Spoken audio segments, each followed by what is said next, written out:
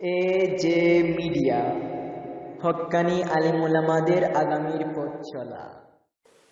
আমাদের ঈমানকে খাঁটি করতে হবে। কি খাঁটি করতে হবে? ঈমানকে। ঈমানের মধ্যে যদি ভেজাল থাকে, ঈমানের মধ্যে যদি ত্রুটি থাকে, তাহলে এই ঈমান নিয়ে জান্নাতে প্রবেশ করার সুযোগ নাই। আমরা সবাই যেহেতু জন্মসূত্রে মুসলমান, আমরা সবাই যেহেতু মা বাবার সূত্রে মুসলমান, সেজন্য আমাদের ঈমানের কি অবস্থা সেটা যাচাই করা, বাছাই করা, খোঁজ খবর নেওয়ার সুযোগ আমাদের হয় নাই। প্রিয় ভাইরা আমার, আমরা ছোটবেলায় মক্তবে বা মসজিদে শুনছি বা পড়ছি কালিমায়ে তৈয়বা, লা ইলাহা ইল্লাল্লাহ মুহাম্মাদুর রাসূলুল্লাহ। এটা বললে আমরা মনে মুসলমান হয়ে গেলাম, শেষ। এরপরে মরণ পর্যন্ত আর আমাদের ঈমান কি আছে না চলে গেছে, ঈমান কি থাকলো না ভেঙে গেল, এটার কোনো খোঁজ খবর আর আমাদের নাই। খুব ভালো করে একটা কথা শুনে রাখেন, আমাদের সমাজে বহু মুসলমান আছে যারা মসজিদে যায়, নামাজও পড়ে, অথচ তার কোনো কথার কারণে, তার কোনো ভুল বিশ্বাস মনের ভিতরে থাকার কারণে, তার কোনো ভুল কাজের কারণে সে ঈমান থেকে খারিজ হয়ে গেছে বা ইসলাম থেকে খারিজ হয়ে গেছে, তার ঈমান ভেঙে গেছে, অথচ সে জানেও না। আপনারা কি জানেন যে ঈমান ভাঙে নাকি ভাঙে না? ভাঙে। তাহলে যদি ভাঙে বলেন, তাহলে এই সামনে যারা আছেন দুইজন মানুষ অন্তত বলেন আমাকে, ঈমান কয় কারণে ভাঙে বলেন। সাথে সাথে যোগাড় দেওয়া সোজা, সবার সাথে তালে তালে তো বলে ফেলেছেন ভাঙে। এবার বলেন কয় কারণে ভাঙে? আলহামদুলিল্লাহ, ঈমান কয় কারণে ভাঙে আপনারা কেউ জানেন না। ওই ছেলে বলে 7 কারণে। এই ওযুর ঈমানের জায়গায় ওযুরে নিয়ে আসছে। ওযু করলে আপনাদের এলাকায় ওযু কি চিরকাল থাকে নাকি ভাঙে? ভাঙলে আপনারা কি করেন? আবার ওযু করেন, ঠিক না ভাই? ঠিক। গোসল যদি করেন একবার, চিরকাল গোসল থাকে নাকি আবার ভাঙে? গোসল ফরজ হয় না, তখন মানুষ আবার গোসল করে না। রোজা রাখলে, রোজা রেখে যদি কিছু খাইয়া ফেলে, রোজা ভাঙে না। নামাজ পড়ে দাঁড়ায়া যদি কথাবার্তা শুরু করে, হাঁটাবাটা শুরু করে, তাহলে নামাজ ভেঙে যায় না? নামাজ ভাঙার কারণ আপনারা জানেন, ওযু ভাঙার কারণ আপনারা জানেন, রোজা ভঙ্গের কারণে আপনারা জানেন, যার কারণে ভেঙে গেলে আবার জোড়া দেন, তাই না? ঈমান ভাঙার কারণ আপনারা জানেন না। যদি না জানেন, তাহলে ঈমান আপনার কখন ভাঙলো কখন ভাঙলো না আপনি টের পাবেন? কথা বুঝেন না আমার? আপনি যদি না জানেন ঈমান কি কি কাজ করলে ঈমান ভাঙে যায়, কি কি কথা বললে ঈমান নষ্ট হয়ে যায়, ঈমান চলে যায়, আপনি যদি এটা না জানেন, তাহলে আপনার ঈমান আছে না নাই আপনি নিজেও কি বলতে পারবেন? কোন কথায় কোন কাজে ঈমান গেছে আপনার হয়তো খবরও নেই, ঠিক না ভাই? ঠিক। তাহলে ঈমান ভাঙার কারণ জানতে হবে কি হবে না? কিন্তু আপনারা তো সেগুলো জানতে চান না। আপনারা চান হুজুর লাইলি মজনুর কিচ্ছা শোনায় দেখ। সুদ দিয়ে লাইলি মজনুর কিচ্ছা শুনে দিলে আপনারা খুশি, ঠিক না ভাই? ঠিক। প্রিয় ভাইয়েরা আমার, ছোটবেলায় ঈমান আনছেন, এই ঈমান মরণ পর্যন্ত থাকবে নাকি আমাদের কথা কাজের কারণে ভাঙতে পারে? যদি ভাঙতে পারে, তাহলে ঈমান ভাঙার কারণ জানতে হবে না? আজকে আমি সেটার দিকে বললে তো মূল আলোচনা করতে পারবো না। ঈমান ভাঙার অনেকগুলো কারণ আছে। অনেক উলামায়ে কেরাম গবেষণা করে বলেছেন 10টা কারণ আছে। এই 10টা কারণের ভিতরে সবচেয়ে বড় কারণ হলো আল্লাহর সঙ্গে শিরিক করা। আল্লাহর সঙ্গে কি করা? শিরিক করা। আমাদের আল্লাহ যিনি আমাদেরকে সৃষ্টি করেছেন, আল্লাহর জমিনে যত রকমের পাপ আছে, যত রকমের গুনাহ আছে, যত রকমের অপরাধ আছে, এর মধ্যে সবচেয়ে তার কাছে বড় পাপ, সবচেয়ে বড় অপরাধ, সবচেয়ে বড় গুনাহ হলো আল্লাহর সঙ্গে শিরিক করা। আল্লাহর সঙ্গে কি করা? শিরিক করা। শিরিক করা মানে বুঝেন আপনারা কি? শিরিক করা মানে হলো আল্লাহর পার্টনার সাব্যস্ত করা। আমরা শেয়ারে ব্যবসা করি না, শেয়ারে দুইজন মিলে করলে বলে দুইজনে শেয়ারে ব্যবসা করে, তাই না? আল্লাহর সঙ্গে কোনো শেয়ার বানানো, আল্লাহর সঙ্গে কোনো পার্টনার সাব্যস্ত করা, আল্লাহর সমতুল্য কাউকে বানানো, আল্লাহর জায়গায় কাউকে স্থান দেওয়া, এটাকে বলে কি? শিরিক করা। এই শিরিক যদি কেউ করে, আল্লাহ তাআলা কোরআনে ঘোষণা দিয়েছেন, ইন্নাশ শিরকা লাযুলমুন আযীম, নিশ্চয় শিরক মহা অপরাধ। শিরকের চাইতে বড় কোনো অপরাধ আর নাই। আল্লাহ বলেছেন, ইন্নাল্লাহা লা ইয়াগফিরু আন ইউশরাকা বিহি ওয়া ইয়াগফিরু মা দুনা যালিকা লিমান ইয়াশা। আল্লাহর সঙ্গে যদি কেউ শিরিক করে, এই অপরাধ আল্লাহ তাআলা কখনো মাফ করবেন না। শিরিক ছাড়া অন্য যে কোনো অপরাধ মানুষ করলে আল্লাহ তাআলা চাইলে মাফ করতেও পারেন। যদি দুনিয়া থেকে কেউ তওবা ছাড়া দুনিয়া থেকে চলে যায় আর সে শিরিক করত, তাহলে এই অবস্থা সে যত নামাজ কালাম পড়ুক, যত রোজা রাখুক, যত হজ করুক, যত ইবাদত বন্দেগী করুক, এগুলার কোনোটা কোনো কাজে আসবে না। সোজা জাহান্নামে যাবে আর চিরকাল জাহান্নামে থাকবে। প্রিয় ভাইরা আমার, একজন মুসলমানের কাছে সবচেয়ে বড় আতঙ্কের নাম হলো শিরিক। আজ করোনা ভাইরাসের ভয়ে সারা পৃথিবীর মানুষ যেরকম আতঙ্কিত, একজন মুসলমান এরকম আতঙ্কে থাকবে শিরিকের ভয়ে। কিসের ভয়ে? শিরিকের ভয়ে।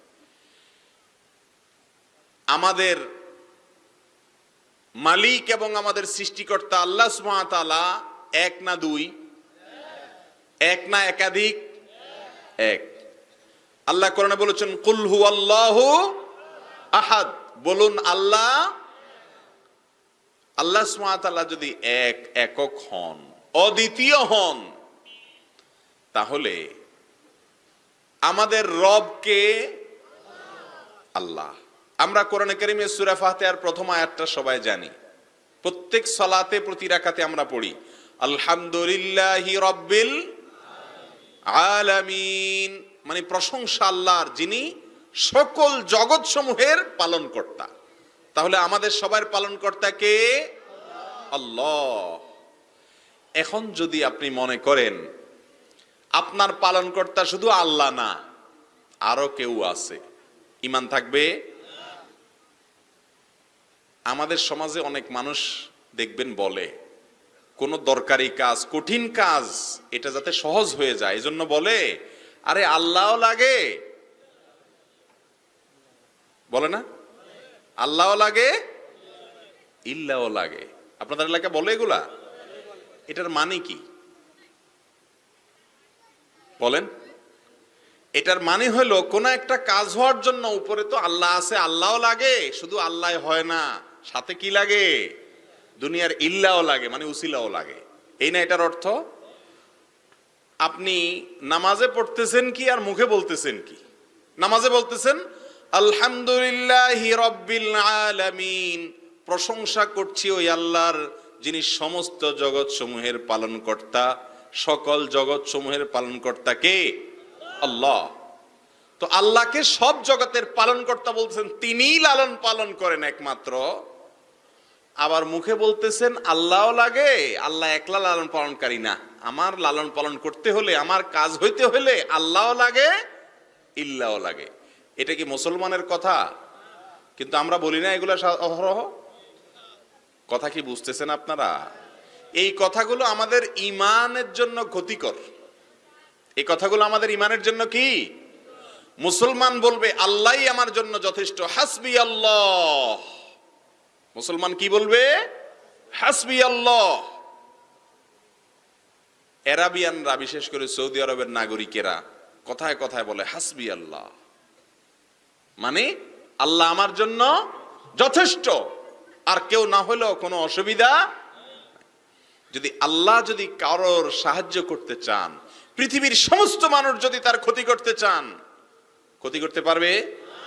আল্লাহ যদি কারোর ক্ষতি ফয়সালা লিখে রাখেন তার নসিবে, আর পৃথিবীর সমস্ত মানুষ তাকে ক্ষতি থেকে বাঁচাইতে চায়, বাঁচতে পারবে?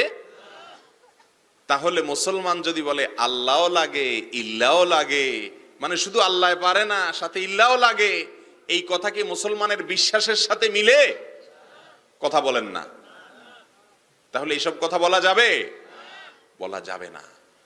বলতে হবে হাসবি আল্লাহু ওয়া নি'মাল ওয়াকিল, হাসবুনাল্লাহ, আল্লাহ আমাদের জন্য যথেষ্ট। যখন কোন যুদ্ধে সাহাবীরা ভয়ে তটস্থ, কাফের বাহিনী অনেক, অস্ত্র শস্ত্রে সজ্জিত, নিজেদের কাছে কিছু নাই, তাদের মনটা ছোট, তখন তারা বলে উঠলেন হাসবুনাল্লাহ, আল্লাহ আমাদের জন্য যথেষ্ট। তারা আমাদের মতো বলেন নাই আল্লাহও লাগে ইল্লাও লাগে, বাঁচবো কেমনে, আল্লাহ তো আছে বুঝলাম, সাথে আমাদের কি লাগবে? এটা কি মুসলমানের কথা? আমাদের সৃষ্টিকর্তা কে? আমাদের পালনকর্তা কে? আল্লাহর সঙ্গে আর কেউ আমাদেরকে লালন পালন করে? শুধুমাত্র একমাত্র লালন পালন করেন কে? আল্লাহ। এর নাম তাওহীদ। এর নাম কি? একত্ববাদে বিশ্বাস করা। আমাদের পালনকারী কয়জন? কয় সত্তা? এক সত্তা। এক। দুইয়ে পালে না, তিনে পালে না, একাধিকে পালে না, পালে কতয়ে? একে। তিনি কে? আল্লাহ। অনেক সময় কোন গুরুত্বপূর্ণ কাজ নিয়ে কোন নেতার কাছে গেলে মানুষ বলে, নেতারে খুশি করার জন্য, পাম দেওয়ার জন্য বলে আর কি, বলে নেতা সাহেব আগে আল্লাহ পিছে আপনি। বলে কি বলে না? আপনাদের এলাকায় বলে না এগুলা? আগে আল্লাহ পিছে আপনি। মানে আল্লাহ দিয়ে তো শুধু হবে না, আগে আল্লাহ আছে, আপনি কি আছেন, পিছে আছেন, দুজন মিলে আমার কাজটা হবে, এই না এটার অর্থ? এই অর্থ কি কোনো মুসলমানের ইমানের সাথে যায়? অথচ এসব কথা আমরা বলি না। ইমান এসব কথার সাথে ডাইরেক্ট সরাসরি মানুষ মুশরিক হয়ে যাবে না, ভয়ের কারণ নাই ডাইরেক্ট, কিন্তু এগুলা শিরকে আসগর, ছোট ছোট শিরক, বলার ভুল, যেটা বিশ্বাসের সাথে বিপরীত হয়, এগুলো করতে করতে করতে আস্তে আস্তে মানুষ বড় শিরকের দিকে চলে যায়, ইমান হারা হয়ে যায়। অতএব সাবধান হওয়া লাগবে কি লাগবে না? অনেক সময় বলে যে আগে আল্লাহ, পাশে তুমি, পিছে তুমি, আগে আল্লাহ পরে তুমি, অর্থাৎ আল্লাহও লাগবে তোমাকেও লাগবে। মুসলমান সেটা বলবে না। মুসলমান বলবে বিপদে পড়লে আল্লাহ আমার জন্য যথেষ্ট, আমি দুনিয়ার বিভিন্ন উপায় মাধ্যম বাঁচার জন্য খুঁজবো ঠিক আছে, কিন্তু আমার বিশ্বাস থাকবে একমাত্র আমার সমস্যার সমাধান করার মূল ক্ষমতা কার হাতে? আল্লাহর হাতে। তিনি আর কারোর হাতে সেটা ন্যস্ত করেন নাই। এসব কথার কারণে আমাদের ঈমান অনেক সময় হারায় যাওয়ার ভয় থাকে, আশঙ্কা থাকে। আল্লাহ তাআলা আমাদের ঈমানগুলোকে হেফাজত করার তৌফিক দান করুন। প্রিয় ভাইরা আমার, আমাদের সমাজে এরকম কথার ভুল যেরকম আছে, কাজেরও ভুল আছে। যেমন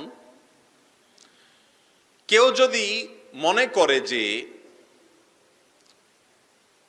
আমার যখন কোনো বিপদ আপদ হয়েছে, এই বিপদ আপদ থেকে বাঁচানোর জন্য আমি কোনো পীর সাহেবের কাছে গেলাম, জীবিত বা মৃত, উনি আমার বিপদ থেকে উদ্ধার করে দিবে। তাহলে আমার বিপদ থেকে উদ্ধার করার একমাত্র মালিক শুধু আল্লাহ, এটা হইলো আর থাকলো? আল্লাহর সঙ্গে একটু শেয়ার হয়ে গেল না? কথা বুঝেন নাই? আল্লাহর সঙ্গে একটু শেয়ার হয়ে গেল না? এটা কি ঈমানের সঙ্গে যাবে? যাবে না। খেতে খামারে ফসল না হলে অনেক সময় বলে যে অমুকের থেকে পানি পড়া নিয়ে আসো, পানি পড়া ছিটায় দাও অথবা তাবিজ লটকায় দাও, তাহলে কি হবে? খেতে খামারে ফসল হবে। আবার ফসল হইলে ওখান থেকে ভাগ দিয়ে আসে পীর সাহেবরে, বলে এটা পীরের হক, পীরের ভাগ। কেন? কারণ ওনার দোয়ায়, ওনার পানি পড়ায়, ওনার তাবিজে কি হয়েছে? ফসল হয়েছে। মুসলমান এগুলো বিশ্বাস করবে? দেওয়ার মালিক কে? আল্লাহ। আমরা কোরআনে কারীমের একটা আয়াত প্রত্যেক নামাজে প্রতি রাকাতে পড়ি, ইয়্যাকা না'বুদু ওয়া ইয়্যাকা নাস্তাঈন। আল্লাহ, শুধু তোমারই ইবাদত করি। ইবাদত করি শুধু কার? ইয়্যাকা না'বুদু, যার অর্থ হলো আল্লাহ শুধু তোমারই ইবাদত করি, ইবাদত আর কারোর করি না। ওয়া ইয়্যাকা নাস্তাঈন, আর সাহায্য শুধু তোমারই চাই। সাহায্য কার কাছে চাই? শুধু আল্লাহর কাছে। আর কার কাছে সাহায্য? চাই না। এটা হলো মুখে আমরা বলতেছি, কাজে কি করি? যদি ওই যে ইল্লার কাছে দৌড়াই, কাজে হলো ইল্লার কাছে দৌড়াই। আপনারা বলতে পারেন তাহলে কি আপনি বলতেছেন হাত পা ভাঙে বসে থাকবো? না, আপনি উপায় উপার্জনের জন্য দৌড়ান, কিন্তু আপনার বিশ্বাস থাকবে শুধুমাত্র করার ক্ষমতা একমাত্র কার হাতে? আল্লাহর হাতে, আর কারোর হাতে নাই। আমাদের দেশে অনেকের ব্যবসা বাণিজ্যের উন্নতি না হলে অনেক মাজারে চলে যায়, আছে না নাই? মাজারে যায়া দান খয়রাত করে, মাজারে যায়া দোয়া করে, করলে ব্যবসার উন্নতি হবে, এরকম বিশ্বাস আছে না নাই? আবার বলে খাজারে তোর দরবার হতে কেউ ফিরে না খালি হাতে। তার মানে খাজা কিছু না কিছু দেয় মানুষকে। খাজার দেওয়ার ক্ষমতা আছে? খাজাকে আমাদের আল্লাহ, তাহলে আমাদের দেওয়ার মাতলিক একমাত্র কে? তাহলে যদি বলি খাজারে তোর দরবার হতে কেউ ফিরে না খালি হাতে, তার মানে খাজার দরবার থেকে কিছু কিছু পাওয়া যায়, তাহলে এটা আল্লাহর সঙ্গে শিরিক হলো না? আর শিরিক করলে ঈমান থাকে? অনেক ভাই বোনেরা আমাদের না বুঝে সন্তান হয় না, ওই খাজার দরবারে চলে যায়। সন্তান দেওয়ার মালিক কে? আল্লাহ কোরআনে স্পষ্ট বলেছেন, ইয়াহাবু লিমান ইয়াশাউ ইনাসা ওয়া ইয়াহাবু লিমান ইয়াশাউ যুকুরা। আল্লাহ যাকে ইচ্ছা তাকে মেয়ে সন্তান দেন, যাকে ইচ্ছা তাকে ছেলে সন্তান দেন। আবার কাউকে ছেলে মেয়ে দুইটাই দেন, আবার কাউকে কিছুই দেন না। এটার মালিক কে? আল্লাহ। এখন আপনার শুধু ছেলে হয়, মেয়ে হয় না, মেয়ে হয় ছেলে হয় না, অথবা কিছুই হয় না, আপনি চলে যাচ্ছেন কোথায়? মাজারে। ওই মাজারওয়ালার দেওয়ার ক্ষমতা আছে? যদি মাজারওয়ালার কাছে চান তাহলে এটা আল্লাহর সঙ্গে শিরিক করা হয়ে গেল। আল্লাহর কাছেও চান, মাজারওয়ালার কাছেও চান, শিরিক হলো না? এই শিরিক করলে ঈমান থাকবে? থাকবে না। এটা হলো বড় শিরিক। আরেকটা ছোট শিরিক আছে, আমরা অনেক সময় কসম করি। আল্লাহর কসমের পাশাপাশি আরো বিভিন্ন জিনিসের নামে কসম করি না আমরা? যেমন তোমার কসম, জামাই বউরে বলে তোমার কসম, ছেলে মাকে বলে মায়ের কসম, বাপের কসম, ছেলের মাথায় শুইয়া বলে এর মাথা শুইয়া কইলাম, মাটি শুইয়া কইলাম, গাড়ির ড্রাইভারে হুইল শুইয়া কয় হুইল শুইয়া কইলাম, আছে না নাই? দোকানদারে ক্যাশ শুইয়া কয় ক্যাশ শুইয়া কইলাম, আছে না নাই? আরো কত কিছু সই আল্লাহ জানে। কসম হবে কার নামে? আমাদের নবীজি বলেছেন, মান আরাদা আন ইয়াহলিফা ফালইয়াহলিফ বিল্লাহি আও লিয়াসমুত।